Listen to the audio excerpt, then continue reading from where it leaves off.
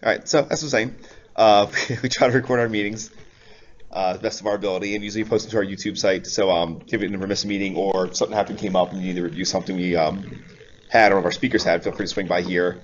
Usually post all our code examples to our GitHub site. It's also linked on our main page. Follow us on Twitter. We try to feel free to answer questions there and all that fun stuff. And then on PowerShell.org, we actually have our blog hosted. Pretty much our blog is our announcement page and all that fun stuff. Recently, we tried putting our meetings on Meetup to see if that pulls in people. So far, it has not. But we'll see how it goes. It's for 6 months, so after that, we have to pay for it again. And we'll see how that happens. So anyway, what I'm going to go over tonight is, I don't know where the F5 is on this. Anyway, from the beginning. All right, so I'm going to go over the ForEach and Where methods in PowerShell version 4. This presentation is mostly a summary of an article by Kirk Monroe from Powershell magazine article he did that's very detailed about this topic. It took me a while to actually read through it. So a vast majority of this pulls from his article, along with a blog post Bo Prox did, and then also an issue that Simon Wallen, I'm sorry if I'm getting his name wrong, came across in using these methods that he did a blog post on. And actually, if you're in the chat room, feel free to ask questions. Lito, are you in the chat room? Okay, cool, awesome. Feel free if you have any questions to answer that way. So basically, everyone who's used PowerShell since version 1 has seen the where object commandlet, the for each object commandlet, and the for each statement. They've been there for a while. Everyone's pretty. Soon, if you know just a cursory amount of PowerShell, you pretty much know how they work. If you don't, let me know. We can both do quick examples during the presentation portion or during the demo portion. So what's new in PowerShell 4.0 is actually pretty much every collection object now has a method that's a for each and a where. For example, methods actually perform something on an object. If you type anything to get member, you can see the properties and methods. Where to the end, didn't I? So the weird part about these methods is while they're available on all collections, they actually don't show up if you type in the get member, which is the oddest thing. So it's kind of hard to figure out exactly what collection types they're on. Pretty much anything that's an array, they'll show up on. They won't show up on hashes. They'll show up on an array list. Pretty much anything you can access via the bracket number situation. I'm not sure actually. I haven't tested if they show up on multi-dimensional arrays. That's something we'll have to test. But I rarely use those in PowerShell. I'm not sure anyone else uses them in PowerShell at all. They're actually, the reason why they don't show up is they're actually implemented as a private extension method on a private class. And you can use reflection to kind of hunt through them. If you look, Bo Prox actually did a pretty good job of showing you kind of how he stumbled across a lot of the information in regards to it. Kirk Monroe's seemed to have insider knowledge on a lot of the stuff. Because Bo's article actually went over pretty interesting how he came across the methods. A lot of them have overloads, which I'll show you in a little bit, that when you first use them, you're just okay, it's asking me for something, but I have no clue what it's asking me for. And through digging through some .NET classes, you can actually find out what it wants to ask you for. Which makes it kind of confusing, which makes these kind of it's weird that they're so undocumented in a sense. So while these methods offer a lot of the same functionality, they do offer some new functionality or combined functionality of multiple commandlets you already know and use today. The where, there's some the where method. There's some things it does that kind of combines select and group all in one little pipeline in a sense. And a lot of times using the where method especially is much orders of magnitude faster than using where object, strictly because you're using it as a method as opposed to piping it out. Not that piping's slow per se, but there's the whole PowerShell philosophy is filter left. So using the where method in this situation, if you need to do something like that, is extremely fast. And we'll go over some examples. It's not considered to be after the pipe? Correct, it's not. Since it's an actual .NET method on the object itself. And I think we can go over some examples where you can actually method the method and actually get some quick results that way too. So this, when we're talking speed advantages, we're talking 2 ticks versus 10 ticks. But on large objects, I tested it with maybe 1,000 items, and I was seeing a pretty large difference between them, but it's in milliseconds or ticks. I haven't tested with anything super large. And we'll go over some performance examples as well. So basically, quick recap. So for each, For everyone knows, it allows you to rapidly iterate through a collection of objects and take some actions on each object in that collection. That's a typo there. So the one weird thing about it is that, and then we'll go over this, is when you're using the ForEach method, it actually sends it out not as like a standard array object, but a slightly different systems collection object model collection. And we'll go over later how that can throw you for a loop in some instances. It's just something to bear in mind.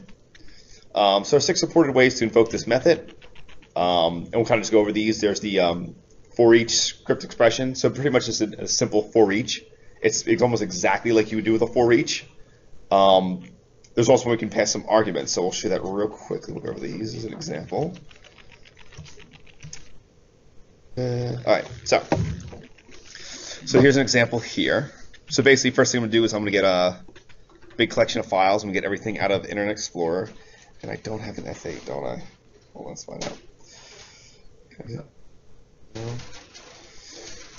So give me a second. I'm just going to see if my keyboard has an F8, and it does not. This is a small Bluetooth keyboard, which is sort of a pain.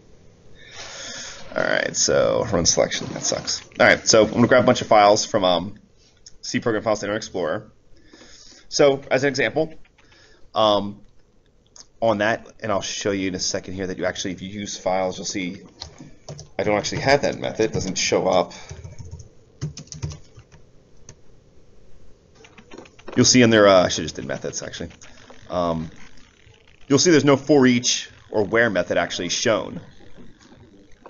But you'll see it's actually there. So here, basically, I'm going to do a ForEach for every object in there. I'm just going to take, so you know what the objects are. Let's grab one guy there. So basically, all I'm going to do is take the name and then put the file description in parentheses right next to it. Pretty simple. Nothing crazy. And you would accomplish this the same way in previous versions by piping the object to ForEach object and pretty much doing the exact same thing, or using the ForEach statement and going ForEach file and files, do that. So very straightforward. Really no big difference from if you're using the regular ForEach method. ForEach methods. One of the cool parts is you can actually do a small little script block. I haven't played around with this too much, but you can almost like do like how you would do in a larger ForEach statement to perform some action on the properties. So here we're doing, and I'll show it broken out. Basically, we're making a little almost like function in a sense that takes a parameter of property name, and here we're going to pass a property name from the object. So we're passing the object and then passing this variable as the property name. So pretty much it's basically all this is saying is I made a function that if I pass it a property name, it'll print that object's property name. So kind of broken out makes it a little bit easier to see. Pretty much like I said, this is the parameter we're posting, property name. I should be named something different to make it not so confusing. And basically once it gets a property name, it's just going to grab that object, dot that property name. So pretty much files for each, it'll just do whatever that object is, dot name, dot name, dot name over and over again. So just to show you.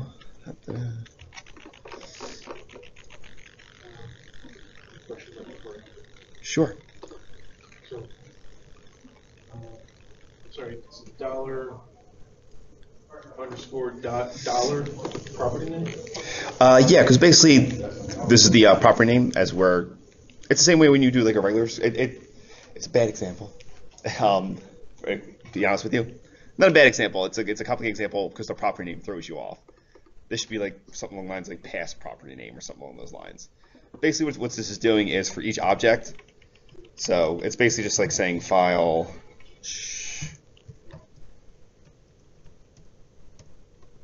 Because we're passing name as the object into here. So it's basically going through each file. So you can make a little tool and you can pass it what's the property that you want, and the tool will go out and enumerate. Yeah, enumerate, or you could do some extra stuff to it, like you could have done like a replace or some other stuff in here on it as well. It's just showing you that before each method itself, it's not limited just saying, hey, just do this one thing. You can actually send like a whole little function in there. Right. It's kind of unwieldy to look at, to be honest with you, and it's slightly like if it's all one. Like when I first saw this, I had to sit there and be like, what exactly is this doing? to kind of play with it. And like, if this is like a simple example. It's like anything larger than that would kind of be like a little weird. But just know that if you want to get crazy complicated with it, you could pass something complicated into that method as is. So the name value that you're passing it, Correct. can that be a comma separated list of arguments essentially? You know what? Positional argument? That's a great question. I'm gonna give it a whirl right now. Let's see, name. Let's do the same thing upstairs we did earlier. Sorry.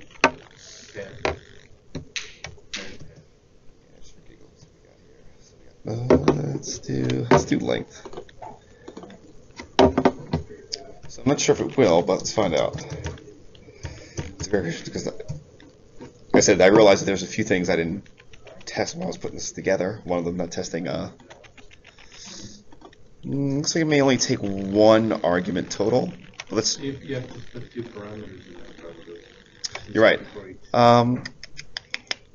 Let's see, string. It's totally right. So let's do it this way then. Let's get this guy. Put semicolon and string.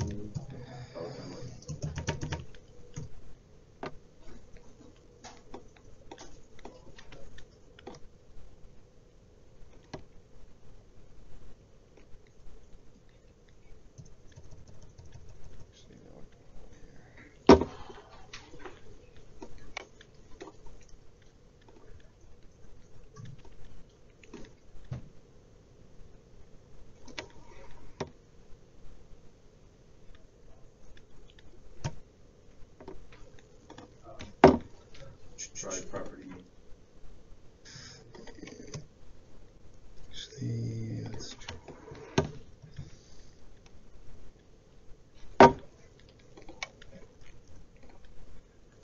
Not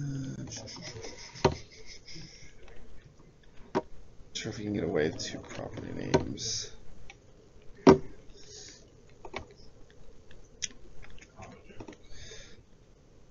see if that works.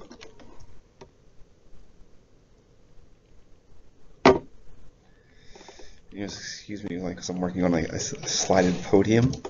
So every time I take my hand off the mouse, it slides down. Sort of pain. Alright, let's go there. We'll see what happens.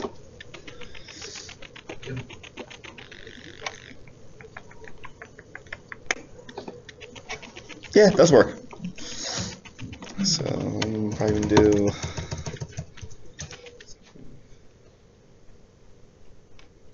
You can also use the built-in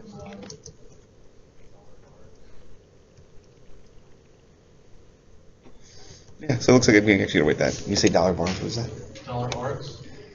Oh, just args. Okay. Yeah, I probably could have just did that.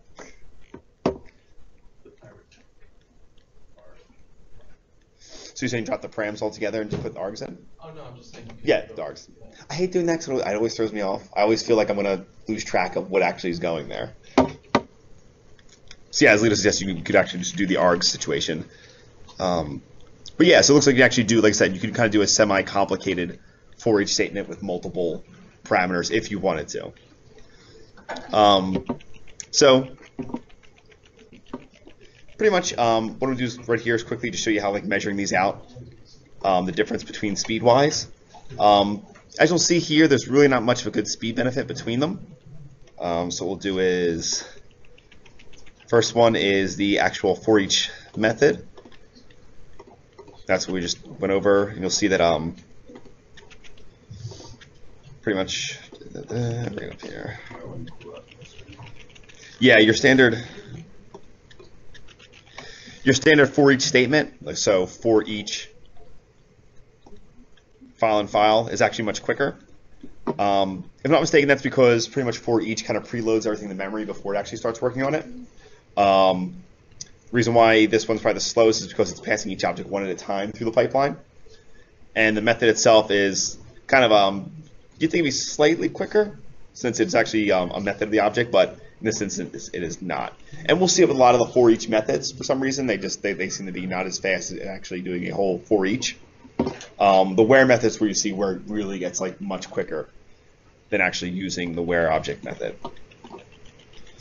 Alright, so that's one down. So So there's another one where we can do a for each convert to type. Pretty much it's used to convert every item in the collection to another type. Had a really hard time finding a good example of this. Oh no, not there's a different one I had a hard time finding an example of. So pretty much here I'm going to grab all the stuff here so it's better. Grab all the processes. And pretty much what I'll do is, so by default, processes are process objects. So I can't spell process it. Spell it all. So what we can do is we do for each, and then cast them a string. And pretty much that'll show you, it'll just do what you would do if you cast something to a string. Just show you the object itself and the actual name, since you can't really convert all this data into a string. PowerShell tries its best. And it's a bad example, I'm sorry. It's hard to think of, it was hard. So the example that Kirk Monroe used a lot of these examples, and every time I came across one, I was like, I had a hard time trying to figure out another use for a lot of this stuff off the top of my head. So I kind of went with a lot of his examples. Not that they're bad examples, they're just hard for me to kind of parse out for you guys. So you do the same thing with piping at the for each object as well. You get the exact same thing. Same thing if you do for each and actually cast it. Though to be quite honest, in this example, and at least in PowerShell, I think you can use PowerShell too. You could just use it. You actually just cast the whole thing to string. So here we're actually just using the string object as an array and like casting it over to processes. Oh, sorry. And that does the same exact thing. So speed test wise, we're going to see that the casting method is actually the quickest. So here I'm going to do the same thing. We get a bunch of files from just program files to be an example. And I'll just run all these at once.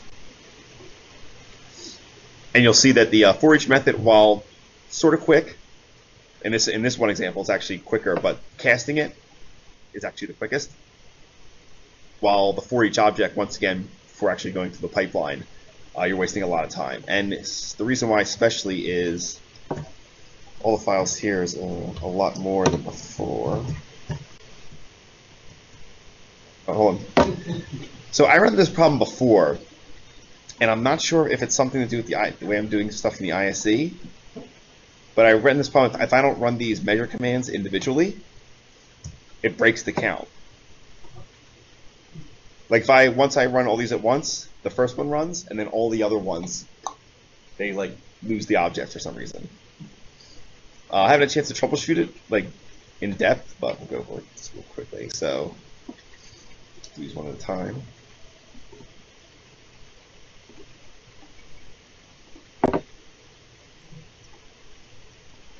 And first off, let's make sure those files are still there. It's the same thing again. So let's find out real quickly, because I know there is.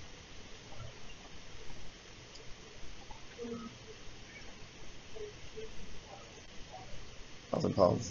You're right. That's probably why. Thanks for catching that. Mystery solved. There we go. Yeah, what's in here? Let's see a while. Let's see. No, if you go to the third one, you also have string files. Ah, you're right. You gotta make it string files. You're consistent. Yeah, I know. This is what you get when you copy stuff so many times.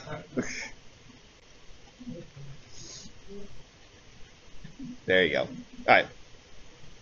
So never mind. For each method is quicker. So we're going to remove that guy. So yes, in this case, the for each method is the fastest one out of those. Actually, probably make the same mistake up here now that I think about it. Files. No, that one works. Okay. Cool. Because this pops up again, and I now know how to fix it. All right. So on to the next one. So this one actually had a hard time to use an example for. So this one is a for each string property name. No, not this one. The next one. This one actually. This one's kind of this one's gonna be a little bit weird. Not weird in a sense where it's there's a hard reason why you would use it compared to the methods, especially in PowerShell 3.0. So this pretty much retrieves a specific property by passing a property name, and you'll see what I mean. Why I kind of find this one kind of a little bit weird to use. So, like I said, this is slightly redundant. So here we're just going to grab every service with the name W. So let's see, so everything named W. So pretty much, I just want to get the name property. So basically, services.forEach. I pass the property name, and I get the name. In PowerShell 3.0, we could do this by doing the automatic ForEach, just by doing services.name, gives you the exact same thing. The biggest difference between these actually is that if you're using this in a script, this is a little more self-documenting. Like it's a little bit, if you're looking at it for the first time, you know exactly what it's doing, services.forEach name. Where this one, you're like services.name, okay, that maybe pulls names from one service, two services, I don't really know. So it's like the untrained eye in a sense. I can see why the biggest benefit from this is, like I said, it's self-documenting. You look at it, you know exactly what it does.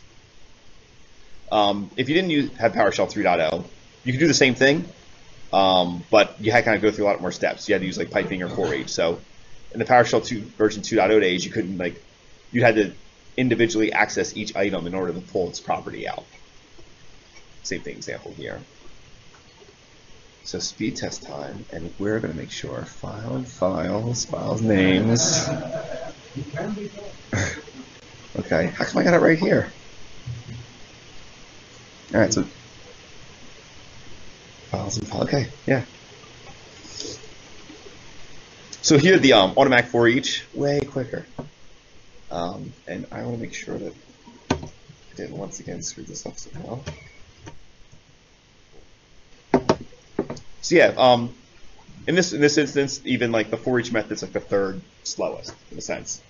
Obviously, ForEach object always going to be the slowest because you have to actually pipe to it. But the automatic ForEach in PowerShell 3.0 much quicker and forward. ForEach statement similar, preloads things in memory, so it's not as quick, but close enough. All right, so this one, the ForEach, this allows you to set the property of an object. So it pretty much lets you assign a property of an object. Like pretty much lets you assign a property of all the objects, in the collection. So for example, and this is the one I tried trouble without creating a custom object in a sense. So basically, I'm gonna get all the files. For giggles, I'm gonna create a new object that kind of just has just the file names and where their directory's at. You'll see why in a sense, because I need to actually change that. So we do variable remote files. Actually, let me stick it for. All right, so I have a new one with all these files, and not that one. Pretty much the file name and actually where they belong. So basically what you can do with this is you can do ForEach. You can tell it, so for example, this has, as you can see, it has a directory name, a name, and a directory name. So basically I'm going to tell it, so directory name, change the local host on every object you see in there. So when we run that, we can see they changed the remote directory, directory name on every one of the objects to localhost. So I thought we might be able to get fancy with this. I'm like, well, obviously, like on the example I was thinking of, I was like, oh, well, say I need to move these files to a different computer, I need to reference them, so I move them to a new hard drive. I tried all sorts of things to try to get this to work. It seems like you can only pass like an actual string value. You can't do any sort of like, I tried to do like directory name replace C with Z. I even tried using like the method you would use if you actually were doing like, why is it escaping me right now? Using this to show the actual object you're working on. That didn't work. I tried maybe doing the whole param thing and actually setting up a little script. That didn't work. I tried all sorts of things to get this to actually programmatically change it. It seems like you can only change it for a static value for one static value. And just to prove it to you, look at this one more time. So did you actually change the value in the object? Correct. Now, if I did it on the actual files, I would get access denied because it's like, unless I physically move the file. Like if I tried doing the actual files themselves, I was trying to have the example the Kirk Monroe gave was he did like services and changed all services names to this. And I was, well, until I change all the service names on my computer and screwing everything up, I was like, I'm gonna find a better example that's not gonna cause me any trouble. Well, with that, if you dealt with just the files in the directory, Something like that. Some other. Well, I think you have to actually do a rename file. It's like you have to make some sort of like. Well, maybe not the name. That's a bad, but perhaps something else, maybe. Like description, maybe some of those lines. Yeah. What exactly are you changing there? Are you changing the file? So I'm changing the value of the property. Correct. Not the property name. Yeah, no, I'm feeding it just a so in here I'm telling it the property directory name, change the value for all those objects from whatever it is to this. So like I said, I tried getting fancy with it, like Well, you're not doing the same. I think that basically, as you'll see, that just replaces it with this stupid replace section. So yeah, it seems like whatever is the second value.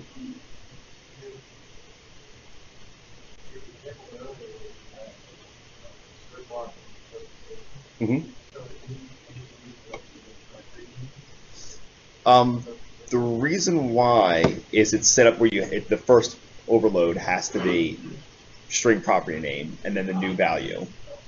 So I was hoping I can get fancy with this portion, and I just couldn't. At least I couldn't figure it out.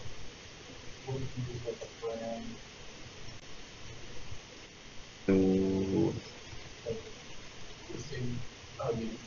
Yeah, I try getting fancy. But if you did a dollar and parentheses around the entire dollar. As in, Directory dollar sign and you just give that directory. Place comes up. oh, it comes up like this. It literally just throws. Just random. Yeah, it literally just throws the exact string in there. So that's what leads me to believe it's only going to take a string. There's really no. Well, since it has a script block, you just start giving the script block. Oh, like I said, I've done it for. What's that? So cast has a script block? So if I go, let's try this guy here.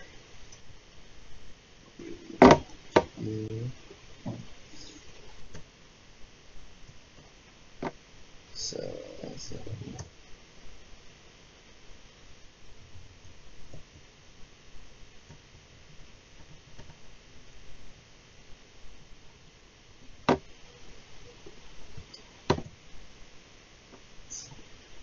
it's ridiculous. Cover C, you're right, sorry.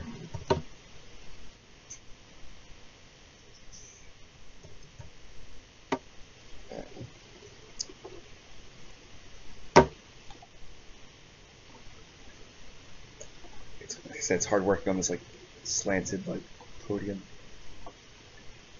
Alright, so let's like see what just passed that.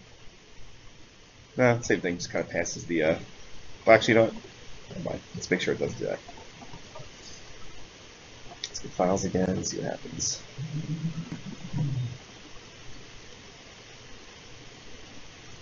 Should probably get a smaller directory. You want to put them in the bottom left? No, it's more the. It's more.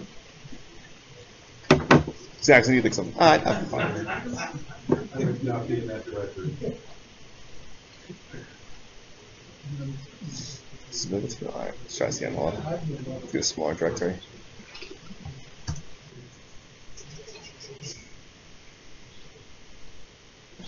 stable here, son.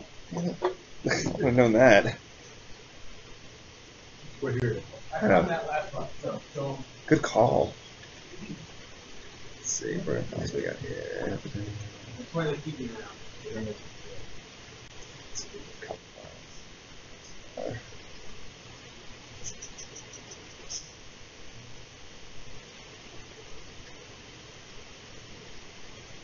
Yeah, alright, so. Files. There. Alright, let's try this guy, see what happens.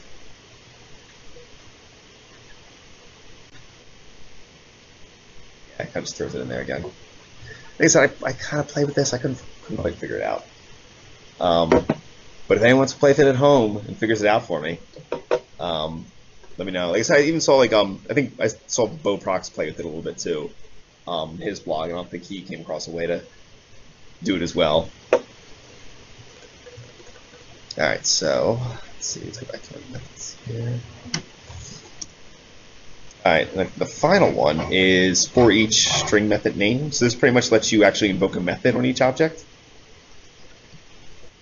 So here what I'm going to do is I'm going to create a bunch of instances of Notepad. I'm going to grab all those processes in a variable. And then pretty much I'm just going to call the kill method for all those. So for each kill, and we'll bring these guys, let's see if we can do this at the same time. So do for each kill, we see it kills all those guys. So you can accomplish the same thing previously by just pretty much going to, let's grab those guys again, just as an example. By actually going for processes and for each $$, calling the kill method, or doing for each object, same thing, and just calling each individual's kill method. I'm sure that actually get things getting killed. Pretty straightforward.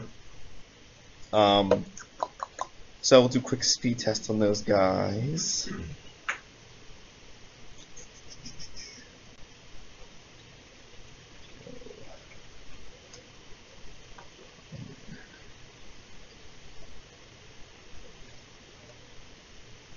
So I had to do it in ticks this time, mostly because it went too quick for those.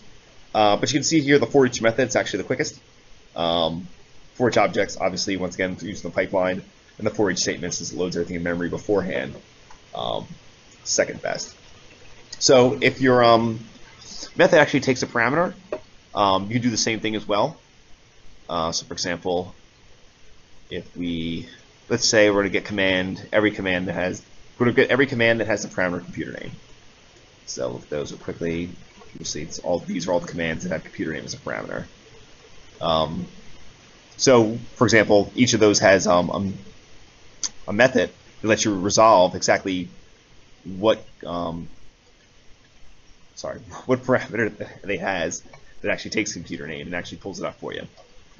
So what we can do is we can do a for each and basically pass it. Well, do whatever you want. So you can say for each, we want to grab the resolve parameter name method, and we want to pass the string computer name to it. So that's how if you had a method that actually took input. I haven't played with any methods that actually take anything complex. Most methods don't. Most methods usually take a string. Well, it says arguments, so. Anyone know if a method off the top of their heads that takes multiple arguments? What's that?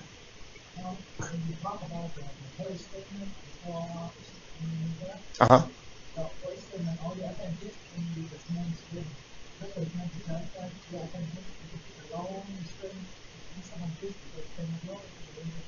Oh, okay.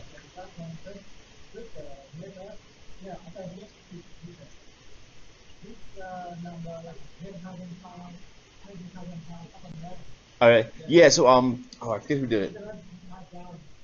I think if you're bored, I can bring it up on Bo Box's blog.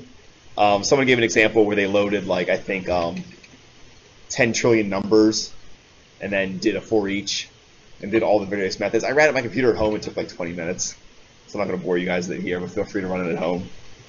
I'll bring it up. Actually, I think I can bring it up. I'll show it at the end. Someone remind me. So that's pretty much all the for each ones. As you can see, there's kind of nothing much crazy different from the regular for each. And there are sometimes it's quicker, sometimes it's not. In a lot of cases, it's just something, it's just easier to, like I said, more self-documenting if you see it in a script or something along those lines. The where method is actually one that kind of gets really interesting. So where, pretty simple, it pretty much allows you to filter a collection of objects. So in addition to offering the same functionality, it actually, in some instances, can function kind of like select object and group object, and we'll go over those in a bit. And unlike the for each method, the where method is almost always faster than using where object, the where object commandlet. Same situation, output system.collections.objectModel.collections when it returns anything. And there's only like one main version of this, but it takes different overloads, it takes different arguments. Basically, it's the where what you're evaluating on. There's a selection mode, and we'll go over those in a second. I can't get my words out today. And then you'll have a number to return. So real briefly, there's default, there's a first, there's a last, there's a skip until, and split. We'll go over all those individually. So pretty much we'll do get service. Let's get all our services. All right, so pretty much simple where statement, services.where method. We'll just say where the status equals running. Pretty simple. Now, when you do it without setting the select the mode, it's going to always assume default. So you're going to do the same exact thing as you said default, as if you didn't say default. And if you don't specify the number to return, it's going to assume everything. But you can specify a number to return.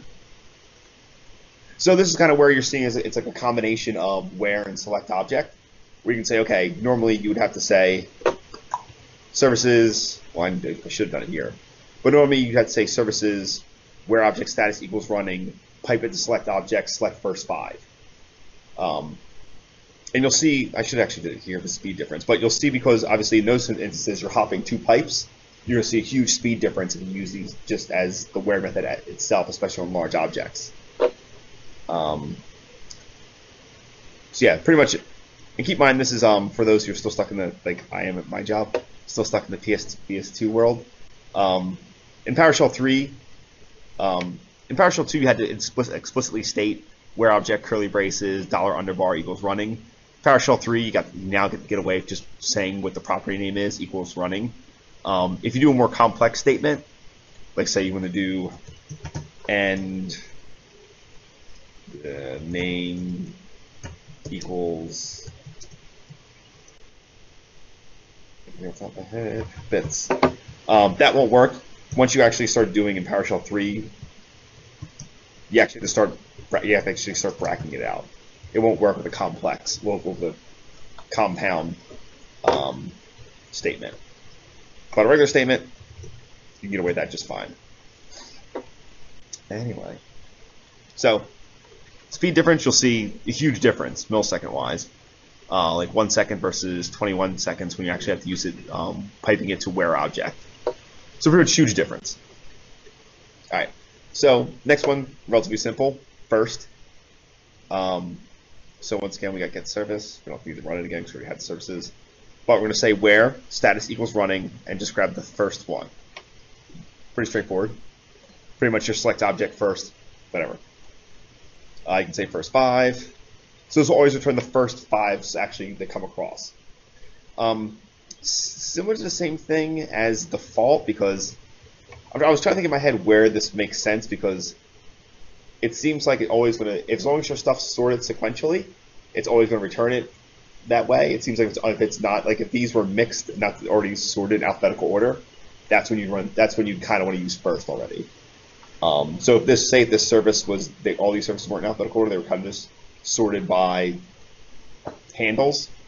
So let's see. A better example.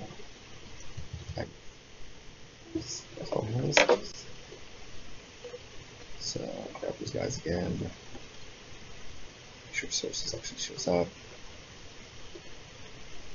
Okay, a little better. So here we won't get the first one alphabetically. Same thing here with the first one. So keep in mind, as long as your stuff's in alphabetical order, there's no difference in running this versus running the regular default versus first. This works if your stuff's kind of like in non-alphabetical order or not a non-order that you're looking for. Keep in mind though, if you specify 0 or 1 to return, it's always going to return 1. Just one of those things to keep in mind.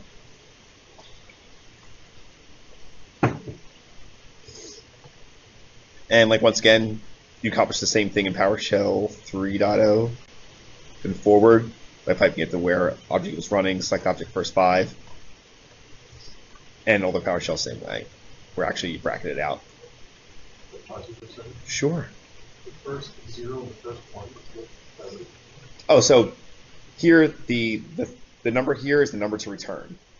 So regardless, if you specify nothing, you're always going to get 1. You specify 0, you're always going to get 1. You specify 1, you're always going to get 1. It's just weird thing to keep in mind. That you see out there, it's not like it's going to return. Regardless, it's going to return you something, even if you put 0 there. No reason you would ever put 0, but it's there, and you can do it. okay. And in case someone does it, like I'd rather give you all the examples as to why it's there, in case you see, like, whoa, what does that do? What does that do? Yeah, it's a number. Still. So measuring these guys out. Once again, I had to do it in ticks. Well, actually, why is that slower? It's not right here. Let's try these guys again.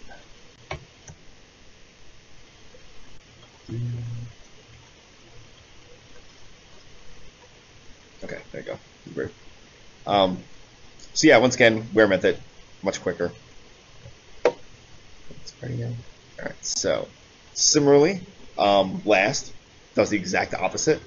Basically, just grabs the first last object. If you run it by itself, it's going to grab the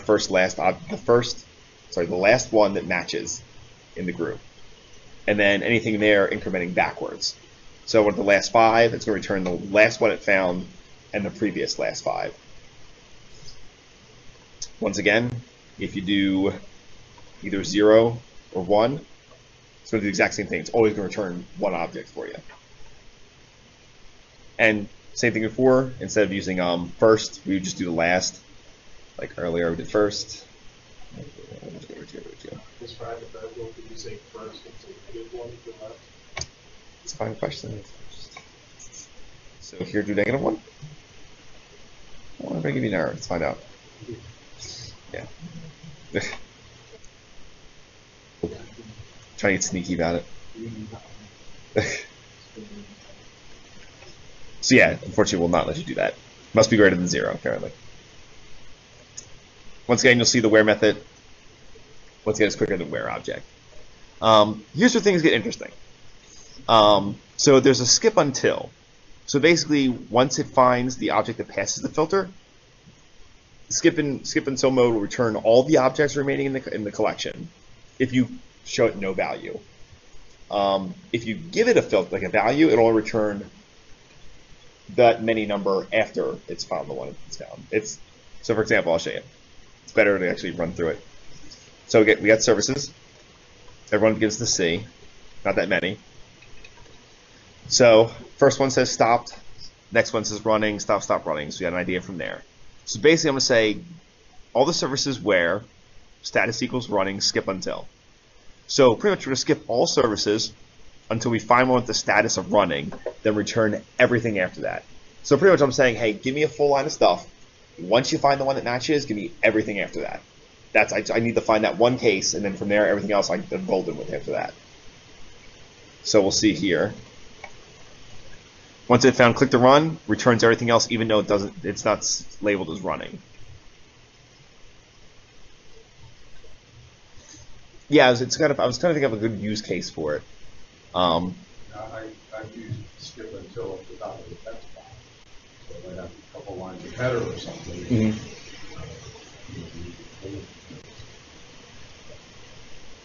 And similarly, if we actually tell it to bring a value, it'll return only the few. It'll return, so for example, say I want 2, it's going to return the first one it found, and then 1 after that. If I did 3, first one it found, 2 after that. What are your possibilities to extract Yeah, I think what, starting, stopped. I don't know. There's a pause. Is there a pause?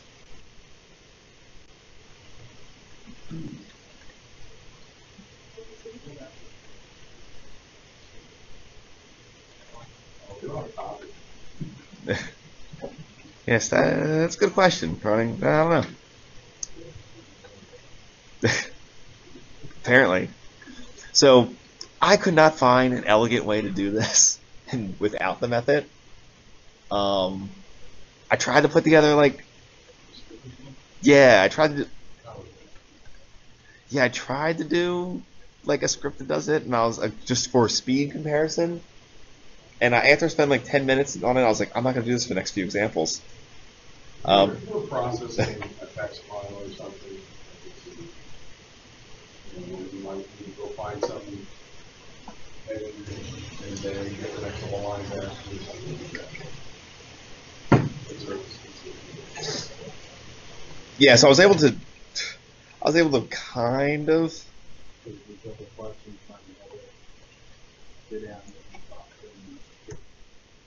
Yeah, I mean, I could, sure I could. No, it doesn't work. Whatever.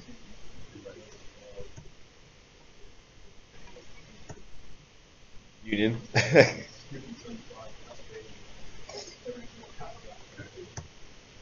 Yeah, actually, maybe. Yeah, exactly. Like something along those lines. It's kind of hard to figure out what you would use it for.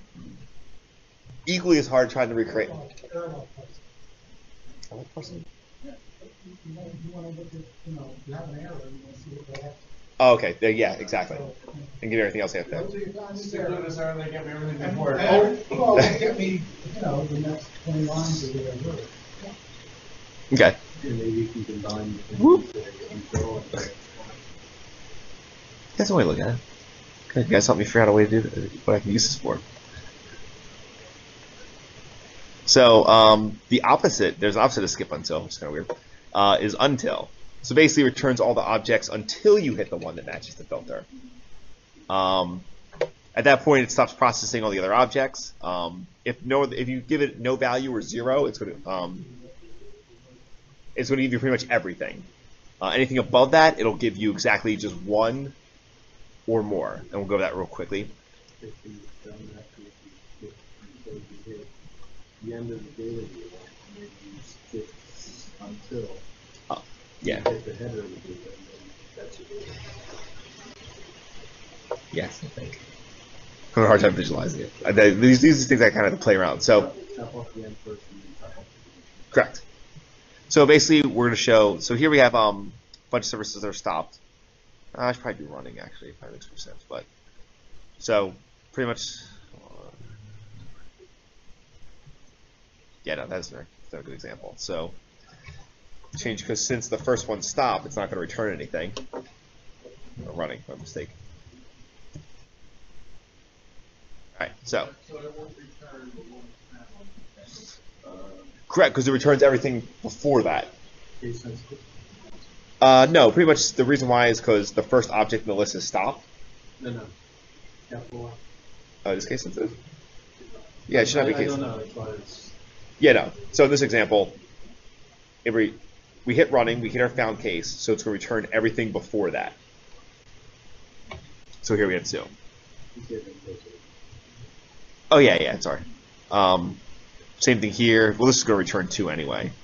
No, cease. Once again, stop. Like, once again, this is stopped and stops the first object, so there's nothing to return before that. Running.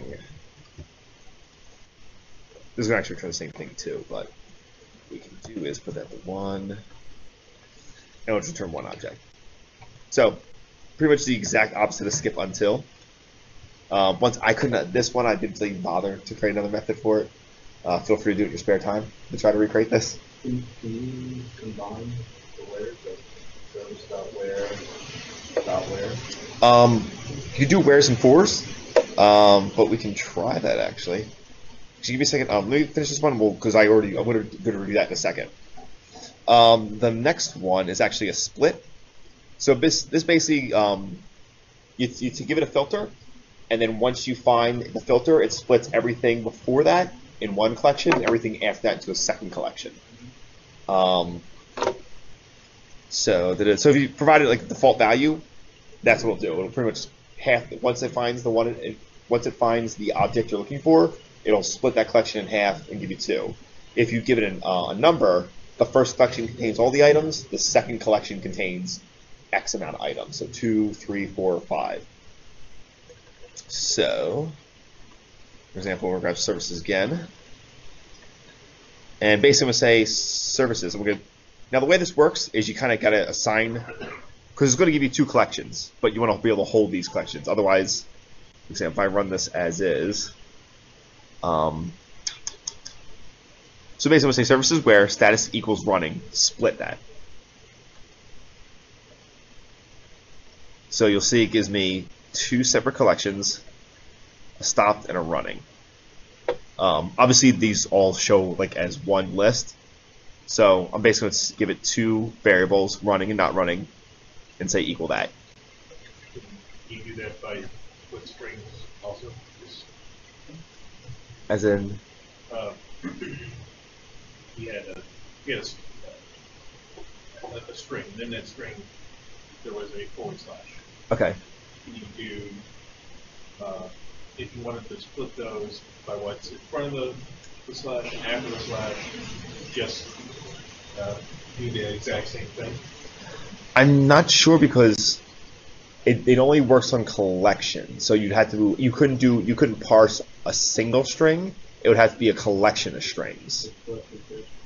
So the characters, the problem is it would grab. So say you had like one whole word, like a whole sentence with a slash in the middle of it.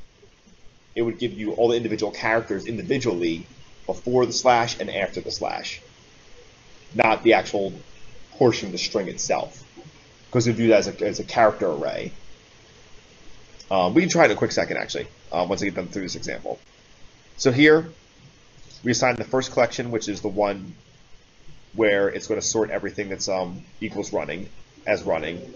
Everything that doesn't match the filter goes in the second collection, which is not running. So you can see here, running in the collection itself is everything that's running.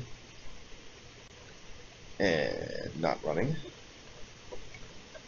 is everything that didn't pass the filter. My mistake when I said this. If you don't provide a value for the number to return, argument split, it will limit the size of the first collection to that maximum amount. I lied to you guys earlier and said it was the second collection. So if you say, if we were to do split 10, it would only put 10 in here, and everything else would be in here. So we'll give an example again.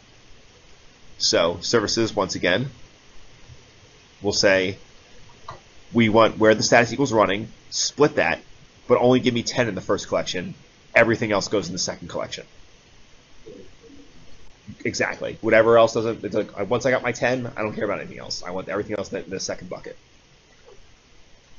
So see here, we got our 10 running, and you'll see the others actually has a mix. It pretty much has everything else after that is bound. Yeah, it's a great question. I'm pretty sure there's use for it somewhere, where you literally just want, like, out of the collection, you want the first 10. You don't know which 10 to get. Yeah, I mean, when it comes to doing services, I totally understand, but like something. I mean, even if it's anything else.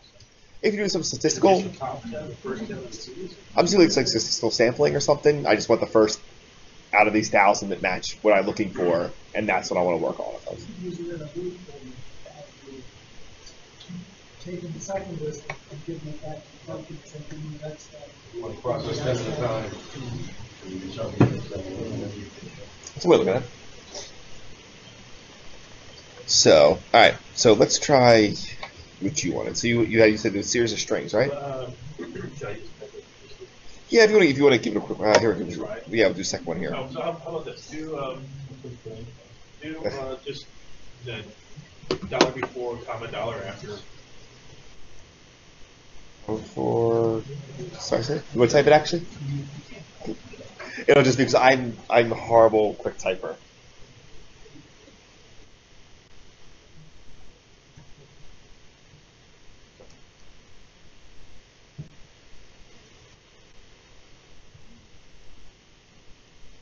And then I guess but it's not really not. You want that to be the primary.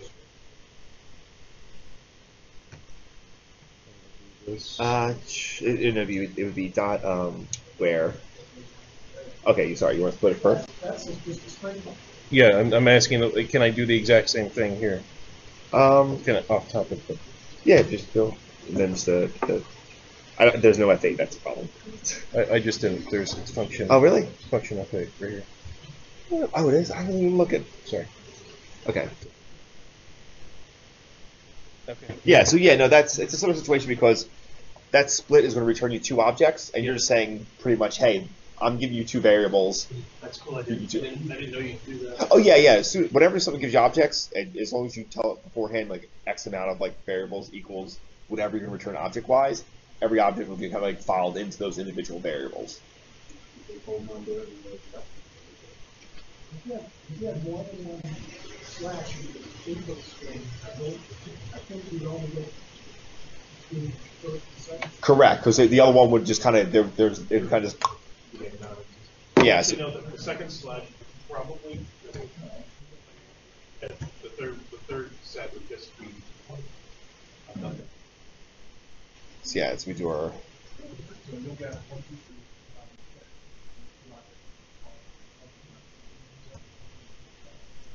Yeah. correct. Oh, actually no. So that one like grabs everything else that's left in it. It's pretty much everything gets dumped into there. So it actually becomes an array then, right? Yep.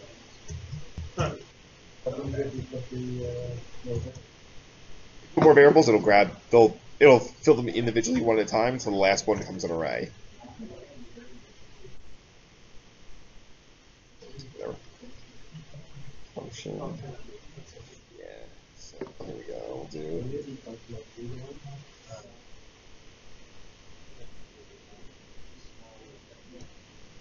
Yeah, and I didn't realize it earlier.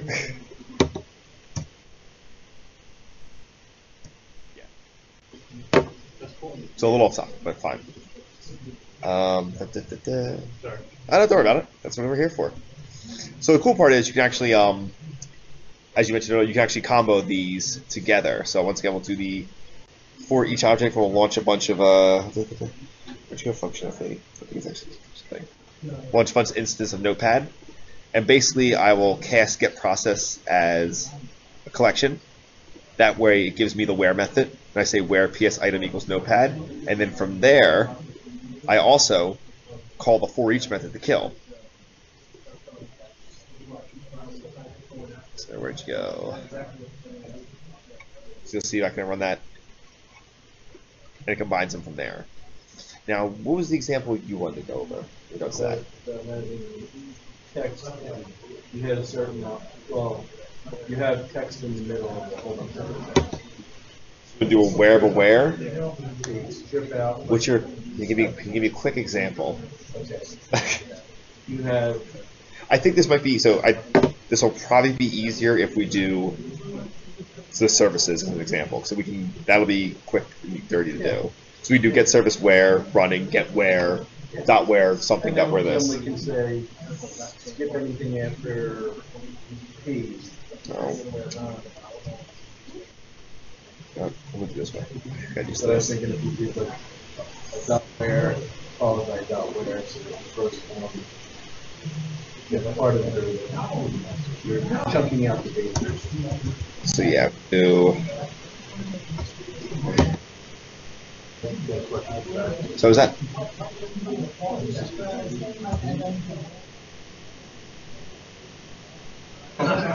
Sorry, say again. Huh?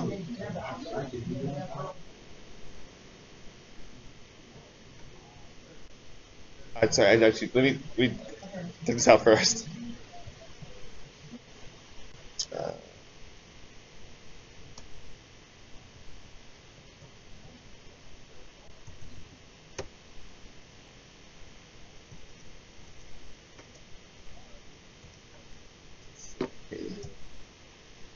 Oh, yeah.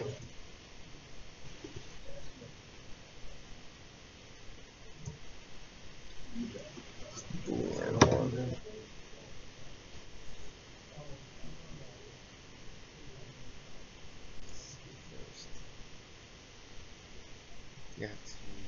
Actually, I was thinking that too. So the Well, do the first part first. So I'd be the second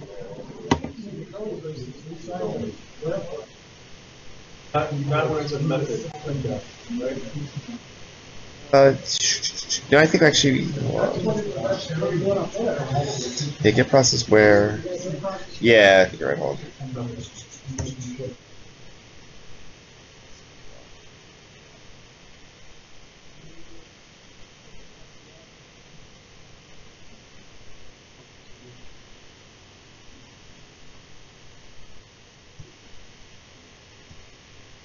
So do, let's see, get Wilder. For each.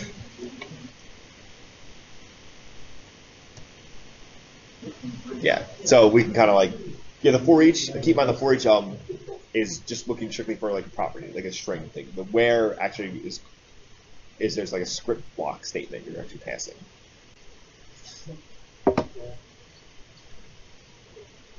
So yeah, you can actually like combo these together as needed. And like once again, while combining them together, you're actually benefiting from not using the pipeline. So it's going to be much quicker than if you comboed multiple wheres and for eaches after the fact. Okay, were you asking again?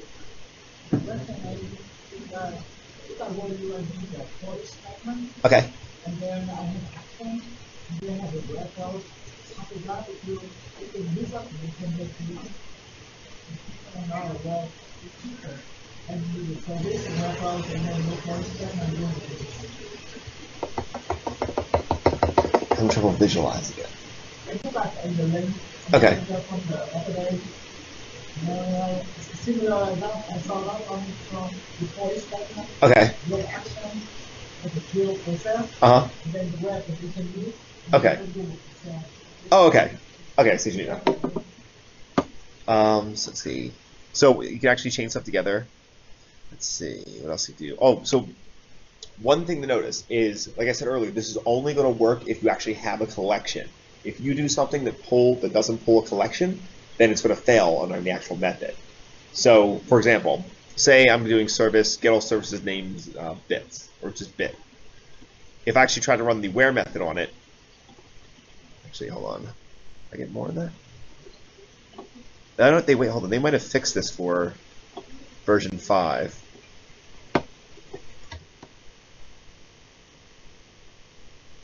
So I think I'm running 5 on here.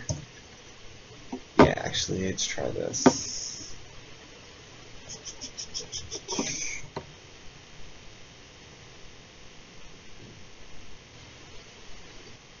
Like if I'm not testing with my computer at home and not.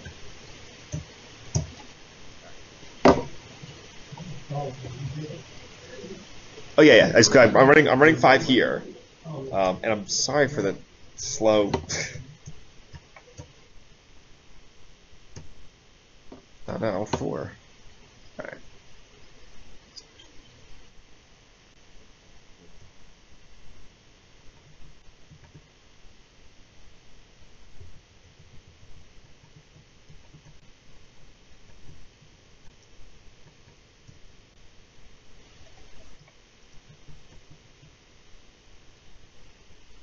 So I think what you have to do is start process Powershell. Start process. Actually, let's try this way.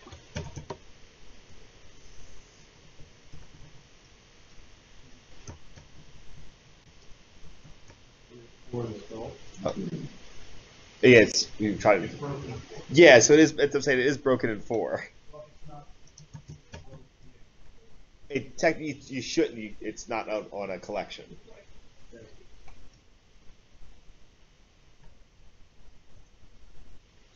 Why can't I get you to work? You should be able to regardless set the version though. Someone correct me if I'm wrong.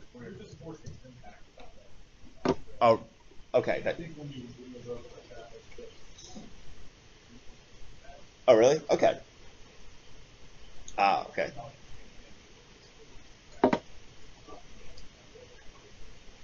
Okay. I thought, like, you know what? I just. When you had version 3, you had version 2, but 2, yeah. It wouldn't work unless you had 2 installed. Yeah, okay. I guess 5 or riff 4. Anyway, but as someone demonstrated here, in 4.0, this will actually error out. And in 4.0, you have to actually, you want to make sure if you're going to be running the where and the for each methods, you want to cast it to an array every time. That way, at least it'll work. In version 5, apparently they fixed it. And I should have tested that before I gave the presentation. Version 2, well, yeah, the method's not available. So this actually may work now. So Simon Wallens, I hope I'm saying his name right. He ran into an issue where he noticed that actually when using the where methods, it actually broke some of his collection objects. And for example, of a collection that had a collection in it. So an object that actually had an array as a property. So for example, we'll go real quickly. So I'm using an example right from his blog. Creates a new list that's type system collection array list. For each object, he's just going to give it a name and then actually give it a quick array. So here we go. That's what we're going to do right here. All right. So you can see our list. Pretty much our list has an ID and an array. So basically a standard way if you're going to actually add stuff to it, we do list where each object equals 1. For that array, add the string third to it. So pretty much where the ID was 1, we added third. Now the method way, we're going to do the same thing except where ID equals 2. So in 2 we plan to add third as the array. Let's see if this breaks again. Okay, so it's still broken in 5. So for some reason, you can't actually add anything to that object.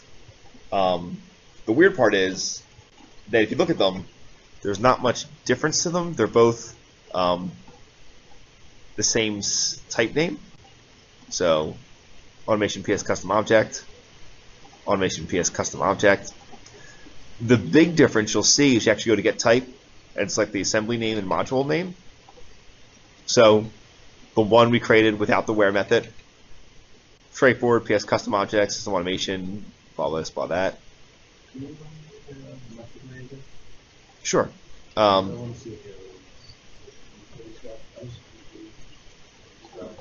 Sure. Oh wait, no, there we go. So the weird part is this, and then that's what I'm gonna forget his name again. Yeah, Simon Whalen.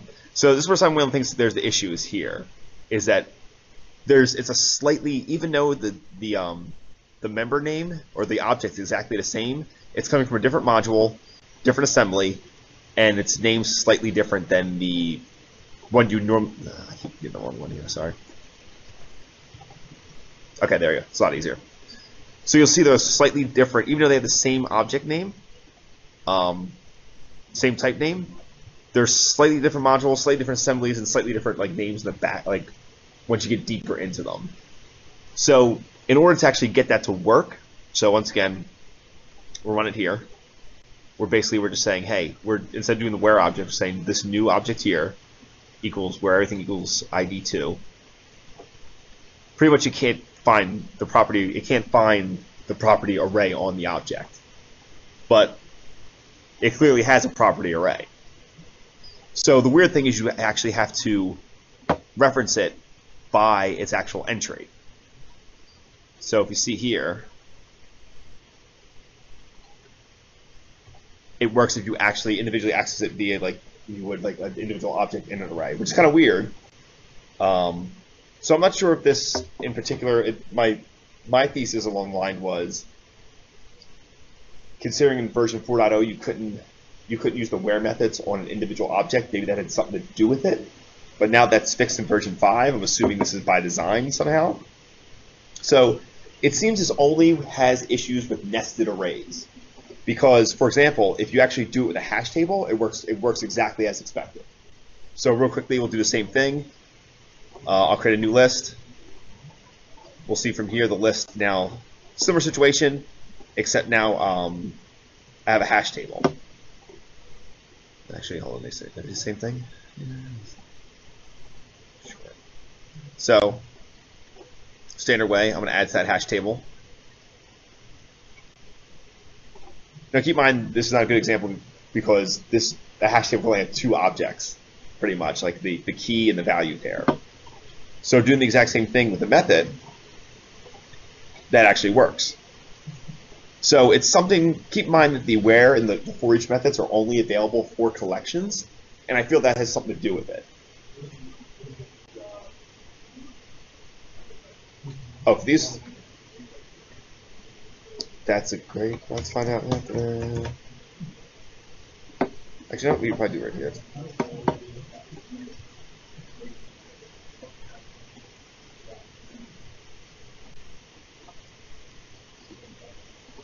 So please custom objects. So custom object. All right, let's do it here. So same difference.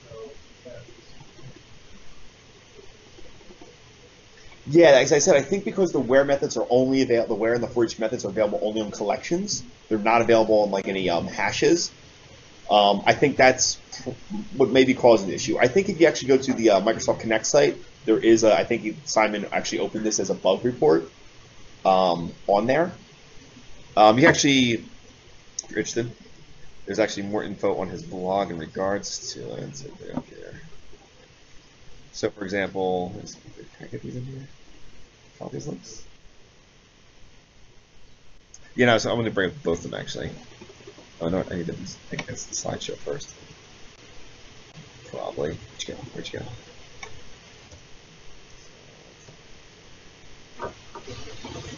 Alright, let's see. Where's it?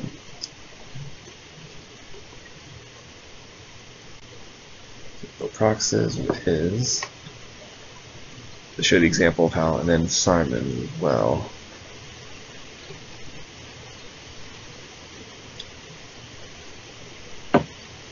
Alright, so I think, yeah, so Simon has the breakdown, exact same thing. Like I said, he has I'm almost positive he's the one who has an opening on the Connect site, and I think for the example earlier where somebody wanted to show how it's a huge amount of items and the speed difference between them, I'm almost positive it was on, wasn't here. Oh, here you go. So yeah, pretty much Bo has this one example here that shows you basically how long it takes. And these took a while to run for me, but feel free to run these at home to see the difference in how these actually run. Try to run them now. We're sitting here goofing around.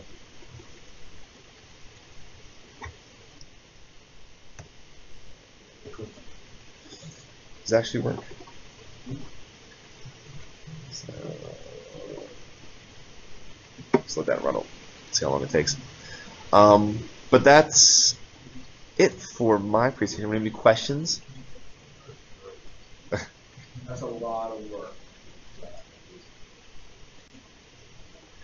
Like I said, I took a vast majority of this from Kirk Monroe's. Like, he did a very good breakdown of it. I was like, wow, this is kind of interesting. How do I want to present on this?